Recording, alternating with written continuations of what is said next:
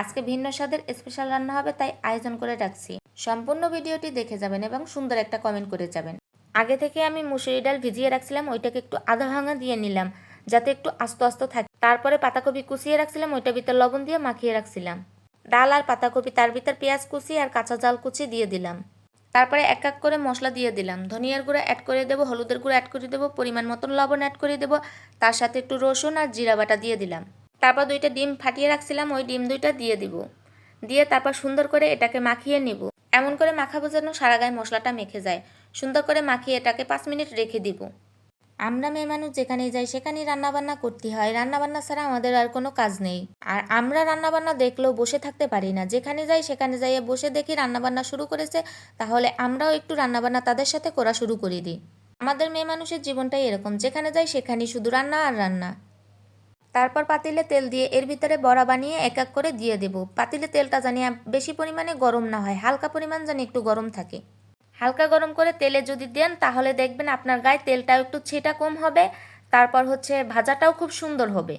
গ্যাসের পাওয়ারটা একটু লো দিয়ে দেবেন, তাহলে দেখবেন আপনার ভাজাটাও সুন্দর হবে, আপনার ভিতরেরটাও একদম শক্ত হয়ে যাবে, উপর থেকে কালারটাও সুন্দর আসবে।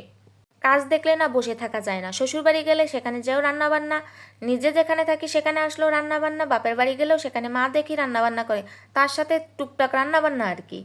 একটা মেয়ের কাছে শান্তির ঘরই হচ্ছে তার রান্নাঘর।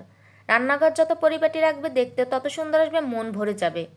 মানুষ কিন্তু না খেয়ে থাকলে, না পড়ে থাকলেও রান্নাঘরটা সাজিয়ে গুছিয়ে রাখে, পরিপাটি করে রাখে।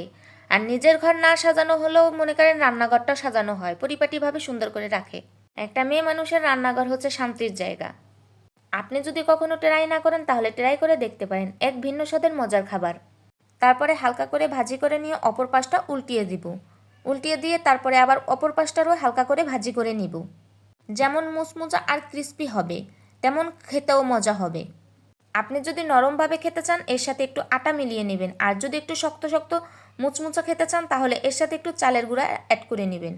চালের গুঁড়ো কম পরিমাণে অ্যাড করবেন, তাহলে দেখবেন আপনার ভাজাটা শক্ত শক্ত হয়ে যাবে।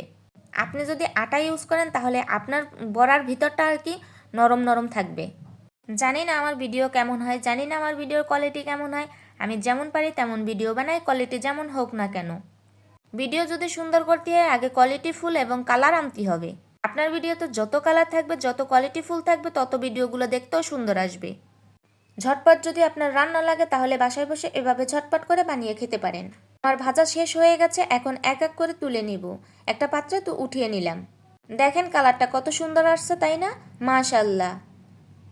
যদি আপনার ভিডিওটি ভালো লাগে একটা লাইক, একটা কমেন্ট, শেয়ার দিয়ে পাশে থাকবেন। ধন্যবাদ।